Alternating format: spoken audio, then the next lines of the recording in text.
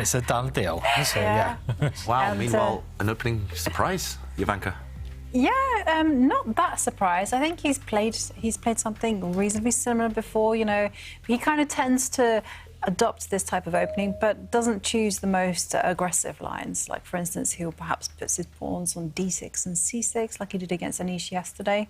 But in a situation where he only needs a draw to play so provocatively, again, Magnus, I guess provocation has worked in the last 2 games. He's kind of forced hands to come forward, and then he's eventually traded queens, gone down to nice endgames. But to play the modern defence, as we call it, just to give white the centre when you only need a draw, it's brave stuff by Magnus. I think it's pretty brave because he has so many openings to take the sting out of e4. As we saw in the World Championships, he can play the Berlin, he can play anything. But this is the riskiest open, right? It is probably considered one of the most riskiest openings against e4.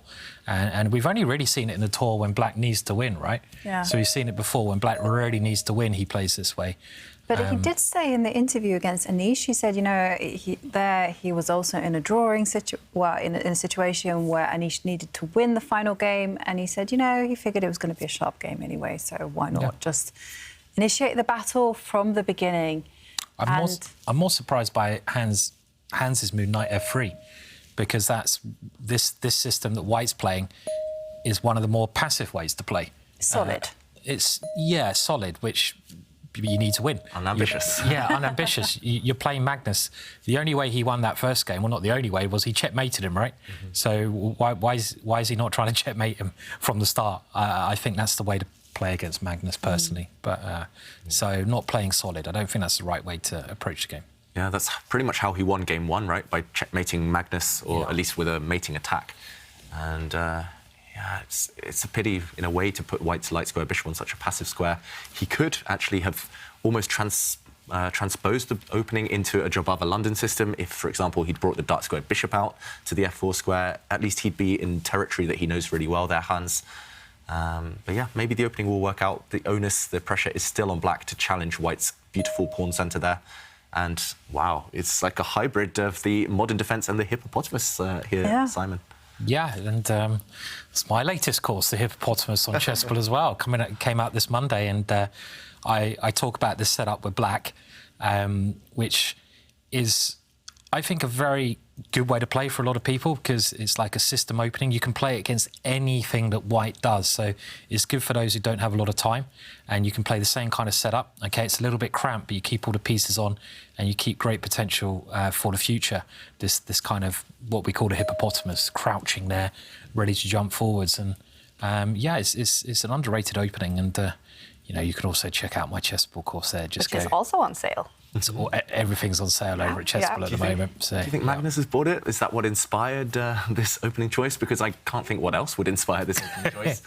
I think it's doubtful, I'll be honest. I mean, he knows about the Hippo anyway, but it is a really underrated opening. If you just want to get into the game, not play too much theory, and an opening, because the problem when you're playing black, you have to learn different openings against different things.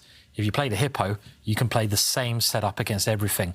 So it's really good for those of you who want to play, don't want to learn so much. Yeah. I like the description on Chessable on this Hippo course. If you give us 2 hours, we'll show you a lean and mean counter-attacking system for black.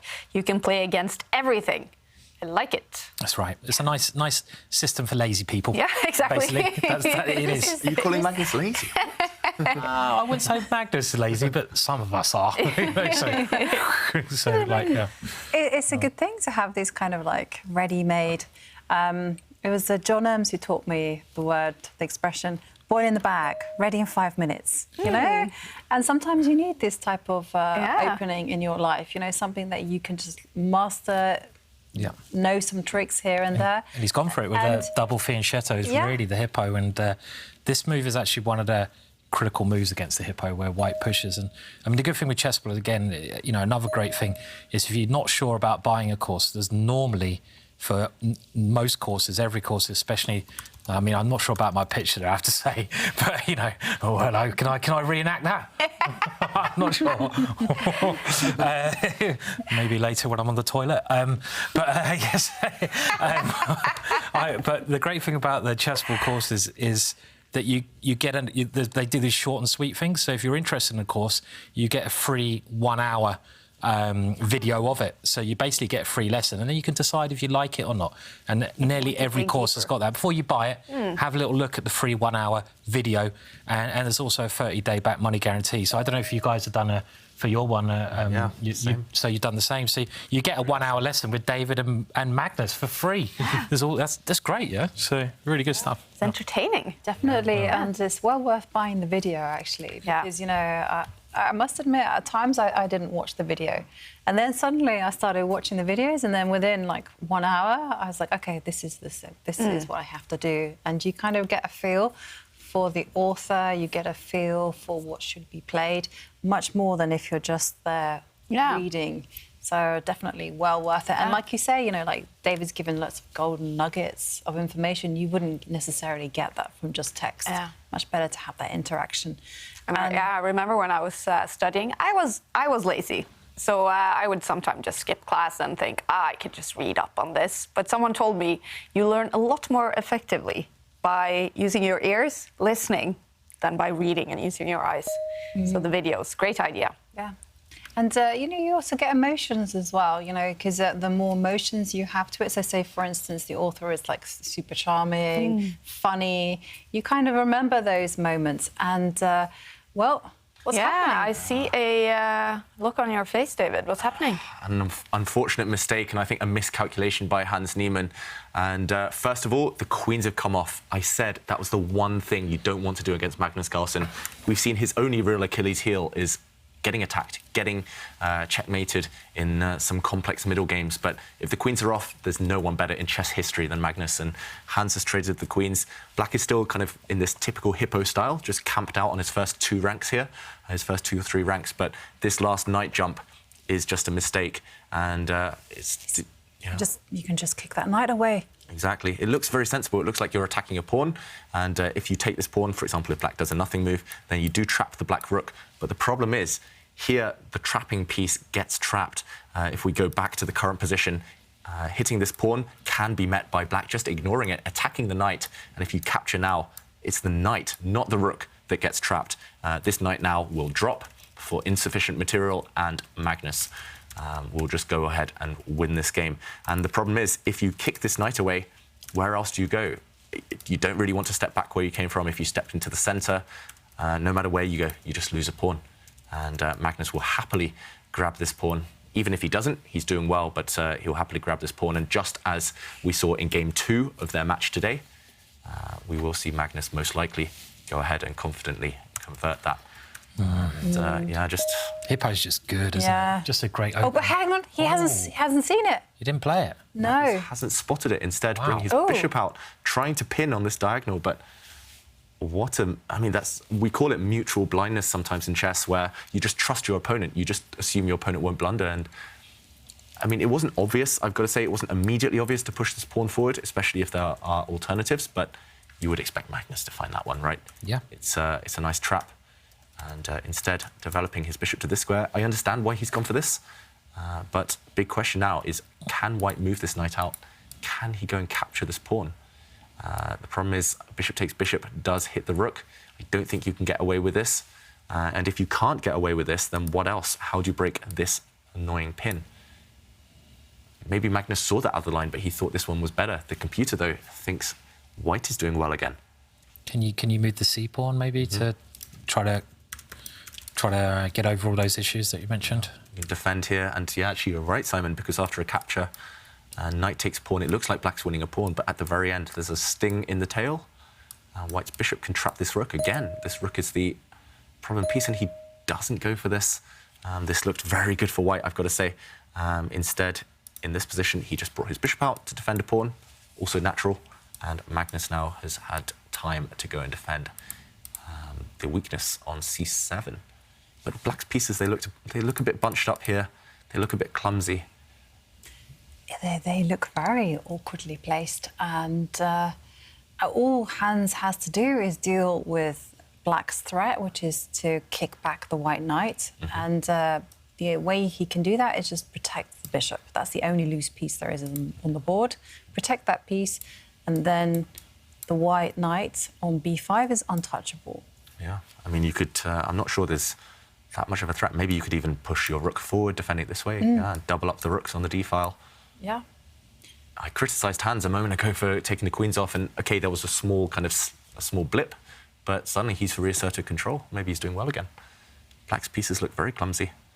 Certainly rather be white here. Now suddenly, yeah. You'd probably. I always think, like, if you get certain positions out the opening and you ask the players, would you like this position before the game? It's a good indication if the opening's gone well or not. And I think if you ask Hans, would you like this position? But yeah, I'll take this position. Because as you say, look at Black's pieces there. And again, thinking back to the game that Magnus lost, it was due to the lack of coordination with his pieces. And he's got that same problem here. So I think Hans has got a chance in this game. Yeah, definitely. I mean, I'm so surprised that Magnus, kind of after just 1 minute think, kind of put his bishop on this square, because now his bishop never really wants to capture this knight. This only gives white the bishop pair. And suddenly this bishop especially is unrivaled. It's a very, very strong piece, attacking, putting pressure on already. And if you don't eliminate this knight, how else are you going to get rid of it? Do you have to take a step back and then start going for this type of plan, the kickback? I think very so. long-winded. Yeah. I know it's long-winded, and I know it's like, you know, you're losing time, but I think it probably has to be done, because otherwise Black is never going to develop those knights on the left side. I mean, just look how bunched up they are, huddled together. Yeah, these pieces are the problem now for Magnus. And OK, we're expecting Hans to maybe step forward with his rook, but there might be other promising options. You could kind of follow Simon's idea, push this pawn forward. Maybe push this pawn forward if you can get away with it. Maybe this is an idea just to kind of open up some files. This would be Carlsen-esque. Yeah. There's a lot of good moves. Like you indicated, moving the king towards the centre, moving the bishop back, moving the bishop forwards. There's loads of moves, right? So, yeah. I mean, moving it maybe one square forwards or something. Yeah. One square as well. Yeah. But all of these moves look... I prefer white, I think, in every single one of those options. Yeah. So, I mean, yeah. Yeah, this pawn is sometimes a weakness when the queens come off, but here it kind of cuts the position in half again. Black's bishop is attacking it, but it's, as long as you can defend this pawn sufficiently, Black's bishop is actually kept out of the game. And he does go for this idea, pushing the pawn forward, and just in time, Magnus is able to extricate his bishop. So he wants to meet this pawn push, I guess, with the move he should have played a few turns ago, kicking this knight away. And when the knight retreats, now he can kind of breathe a sigh of relief. He's at least kicked White's knight out of his half of the board. Yeah, all to play for still. Interesting. Hans Niemann fighting for a must-win to take it to tie-breaks. Do you guys think we will have tie-breaks today? For sure, yeah, absolutely. You know, we might even see it in this game, because I really like Hans's position now. Ooh. And I mean, I'm just thinking Levon-Aronian and Duda are tied. Praggnanandhaa and Giri are also tied. I mean, there has to be a tie-break, right? Just by stats. But maybe there won't be. But definitely an exciting day too. And whilst the players are thinking about this position, well, we do have some selfies to show you, because Abhishek says one eye at the FTX Crypto Cup and the other one outside the window with this beautiful view. Can you spot the rainbow? Which is pretty appropriate, because here in Oslo we have the rain. Yep. And in Miami they have the sun. And where Abhishek is, he's bringing the rainbow. Oh, yeah. So I like that one. And Deep is watching with their little GM from Kolkata in India. Oh. And look, big hello to Deep. And Kor Noyi is saying it's the last days of winter. So this means you're in the southern hemisphere with mum out and about, and the mouse will watch. So, yeah, that's so cool. But... and late at night? That's late at night, right? Yeah. Probably around like Australia or something like that. New Zealand. Yeah. Yeah. Oh, wow. Very cool. Big hello to you, Kor. And definitely, I agree. Yeah. And thank you to everyone for sharing selfies all around the world. We're so thankful to have you joining us for the action. In Miami, Hans Niemann fighting for a win. We have some moves on the board. Yeah. Could he win this game? Hans still has a chance, but these are the moves we predicted, and to be honest, I would be relieved as Magnus to just survive these last few moves. The White Knight now has to step back. Unless there's some kind of flashy sacrifice that I don't really see. White's Knight is attacked, it has to step back, and then Black will just solidify the queenside, his structure there. and the game will continue. At least it's a Magnus type of position if he can unravel the next few moves. It just goes to show chess can be sometimes very painful in the sense that your opponent can make some mistakes and the position is still okay for them. Meanwhile, at other times you make these terrible mistakes and that's it. You've lost. There's no going back from that. And it's like the luck of the draw almost. Yeah. You can play 50 good moves. Wow. Oh, flashy move. Sacrificing a piece. Hans Niemann. He's going for it, but this is bold. Yeah. And Wow. the question is, does it work? Is he, there we go, evaluation bar not really approving, but is this bluff or is this just genius? Because, OK, we have to see what happens if black captures this piece. Magnus leaning back. I think he was surprised, just as surprised as we are here in the studio. We thought the white knight would run away from this attack, but nope. Hans captures a pawn, and if we capture the knight, what is his plan? What's up his sleeve here? The rooks are looking at each other. I guess we see a rook exchange. Now next, what happens now? Maybe the rook goes one square less. Oh, in this position. Potentially. Maybe that's clever. Attacking this bishop, not exchanging off. And where does this bishop run to? Because if we capture the rook now, then this knight is attacked, and when the knight moves, this knight would fall. Yeah, really interesting. That's a clever spot, Simon. I didn't have that one on my radar, this rook move. I guess another idea would be if the bishop chooses a bad square, then we could see a capture. You can see the pawn going on as well, couldn't you? Yeah, It was just like pawn stepping yeah, forward, that's forking the two black rooks. How often do you see this? That is a position worth looking at. That's beautiful fork there, isn't it? Yeah. I think the other most beautiful fork we saw in another tour was with the king or something. Can you remember that one against the two rooks? King hitting two rooks. That was an amazing one as well. But that's it's similar with the pawn. So yeah, And, it's a bit tricky, isn't it? Yeah, this idea. So in the current position of pawn takes knight and rook to a7, hitting the bishop. Wow. I'm wondering what else for black. I mean, if you put the bishop on any other square, then still this idea of hitting the two rooks at the same time, trying to make a new queen. That would regain you the piece at least. Could you defend? Defend. Defend the bishop? Defend the Okay, bishop. we're going to see it because he's see it on the board. captured it. Yeah, so maybe, Jovanka, you're right. You can defend the bishop with your knight. It's hanging together by a thread for black, but that's all you need. You just need it to hang together. And if this knight is attacked... Yeah, Okay. Really complicated all of a sudden. I mean, like, I know the valuation bar kind of likes Magnus, but I think he's doing the right thing because the other lines weren't looking so good, I feel. He's complicating it. Yeah, he's complicating it, and you definitely, I think, don't want to capture these, trade off the rooks, because suddenly this pawn is a real thorn in your side. It's going to promote, simply, or win a piece back. So what else? Process of elimination. So far, we've stumbled across just this move by Jovanka, defending your bishop. But it still have to have an answer after white attacks the knight. Yeah, I guess now maybe you can just capture this pawn. Now the rook is attacked under fire. We would see a trade, and white regains the piece, but black should be happy here. I think we'll just see level material, and Magnus won't be too afraid. Maybe you can capture this knight, or maybe you can just bring your own knight out as black and level chances. So maybe black is hanging in there, just has to be accurate in the current position. Let's go back to the players. Will Magnus choose that knight move that we are expecting? Knight to c5, defending, and still a lot to calculate, to be honest, in that position. But incredibly complex. Yeah, I think knight c5 looks like the best move at the moment. the best we've seen, at least. And maybe we can get Stockfish, the computer suggestions up on the screen. How narrow is Magnus's path to survival? And it looks like he does have a few moves.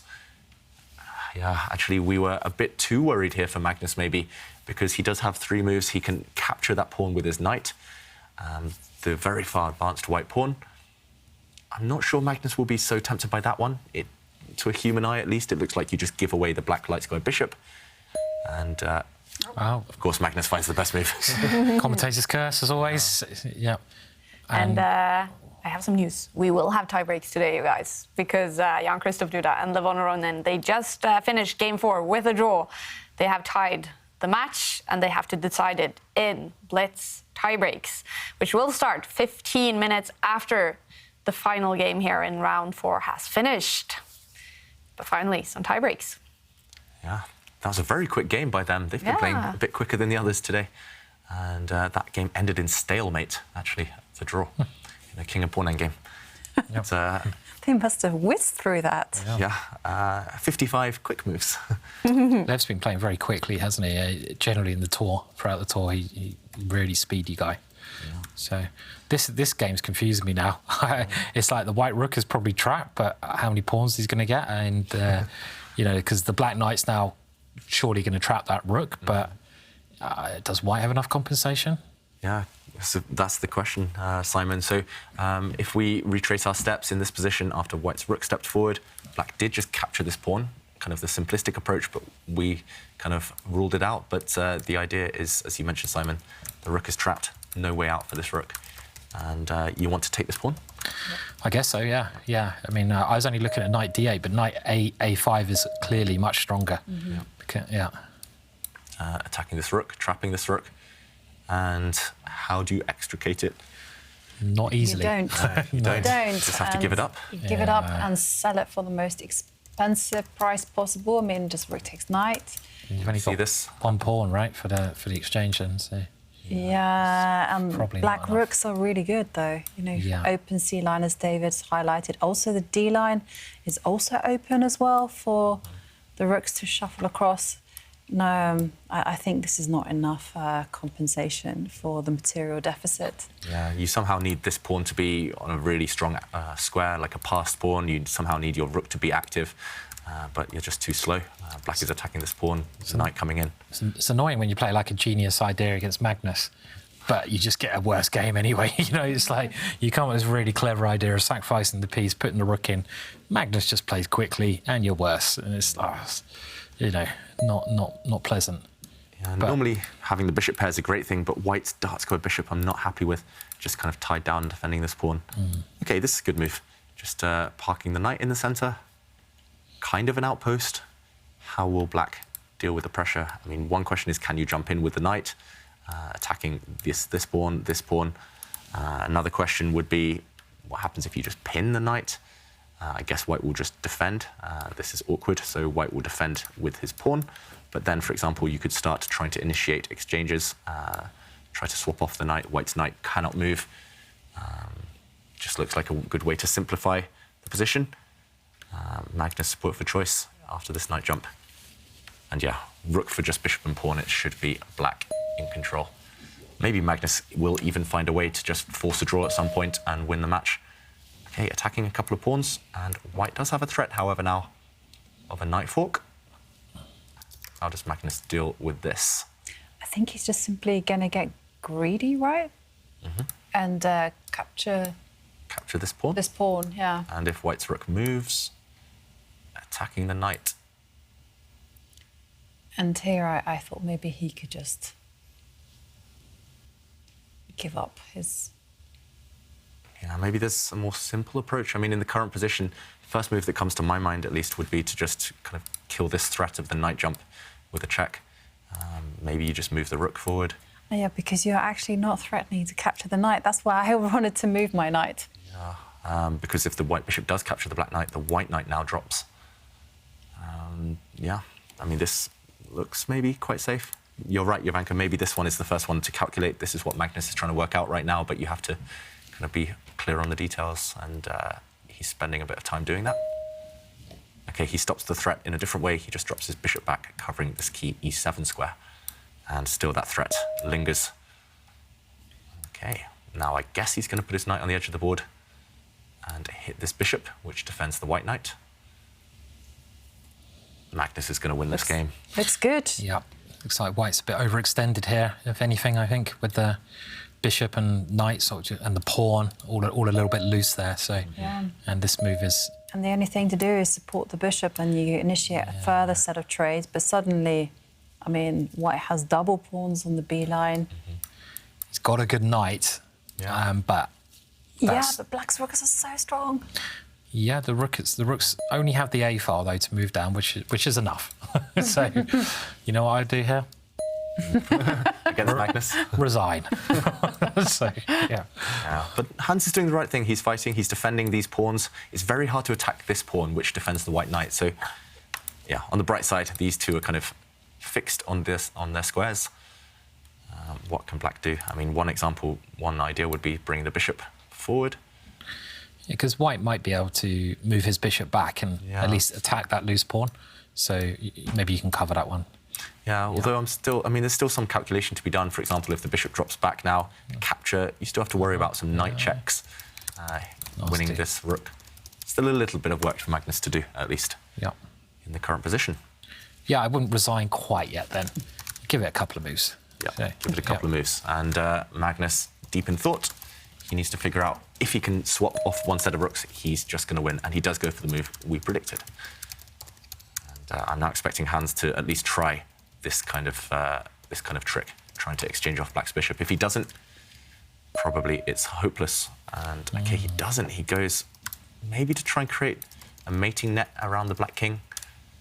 It's interesting as well. I mean, once you've got your knight and bishop on those two squares, it's kind of like, you've got some pressure always then. Yeah, for example, I mean, here the black king is always going to be trapped.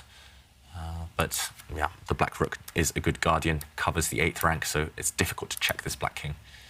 And also there is a threat if the white bishop, for example, does step forward, there is a check. And maybe black can just get greedy and grab this pawn with his bishop. I must admit, I was tempted also by this kind of idea of just tying down the black's king, but then it doesn't do that much. The black rooks are really effective, and I think black can even just wait. And remember, Hans is in a must-win situation, and that's going to be very tricky to do.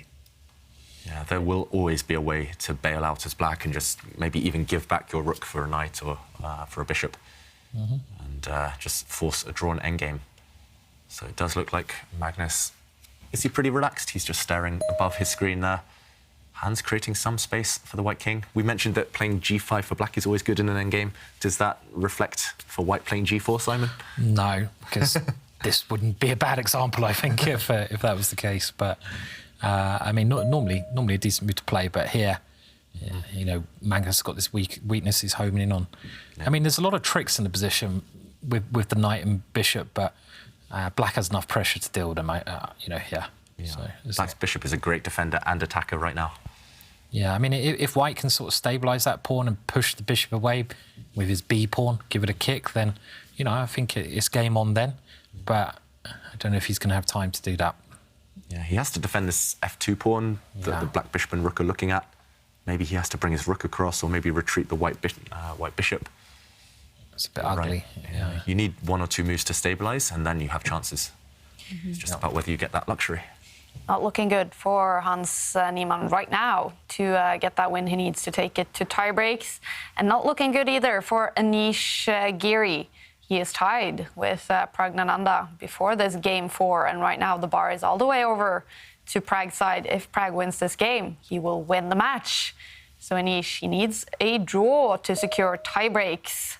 Look at Prag. He is moving in his chair. Maybe that win is getting close for him. Yeah, it's looking very, very good for Prag. I was wondering something. Is there some tricks on the board for Magnus? I was thinking h6. Ooh, that would have been really tricky there, Jovanka. Let's pull up the board to show this. Magnus has just shuffled his rook across. Very sensible move, but Jovanka, full of tactics. If you kick the bishop, it looks like you're giving away a pawn, but now I guess you want to give away the black rook. I do. Yeah. This is my idea. And now that you've lured away the white bishop can no longer come back to protect its rook. And this pin probably results in a win. Yeah, this would have been very nice, very flashy. And, OK, Magnus didn't spot that one. Yeah, I really like it, Jovanka. Tactics do work in the favour of the side who's got better coordination, so it makes sense. But, OK, Magnus went for a more mundane approach. And now the white king steps forward. I guess you can do the same kind of idea, like... I mean, does Black have to actually think about his king's safety? And Magnus says, no, I don't need to worry about the king, it's perfectly OK. And now the big threat is just to attack the pawn on f2. Yeah, now your king is probably totally safe, right? And the white bishop is just passive. Simon, G5 is always a good move. It's always a good move. Play it. Whenever you can play it as black, you've got a good position. So. And this one, the white bishop cannot capture this pawn because then you lose defense of the key f2 square, and black trades rooks and wins. So the white. Do we have a result? We have a result. Wow. It's over, a win for Magnus Carlsen in game 4 as well. He ends up winning the match against Hans Niemann. Some words being exchanged by the two, and we see some smiles as well. We like that. Sportsmanship. And Magnus Carlsen, second day in a row, he wins the match in the rapid portion to take all 3 points. It's 0 points today as well for Hans Niemann, but he did win 1 game against the world champion. And let's see if Magnus stops for an interview with Sverre. Excited. Sorry, I'm just started English here. It was a comeback victory for you today, Magnus. How would you summarize? I didn't play so great, but I'm very happy with the fact that I came back. The first game was really